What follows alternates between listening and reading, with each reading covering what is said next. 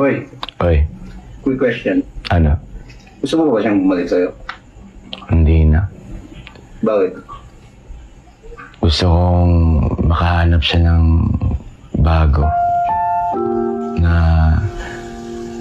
maibibigay yung pagmamahal na deserve niya. Gusto ko siya maging masaya kahit na di ko alam kung anong ibig sabihin nun.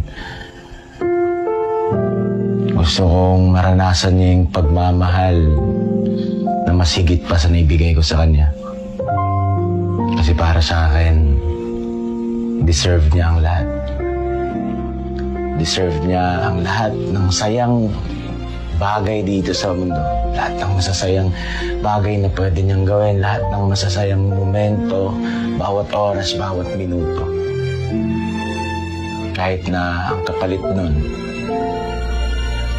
ay di ko na siya mahawakan. Di ko na siya makausap. Di ko na maamoy ang mabango niyang buhok. Pero wala na akong magagawa.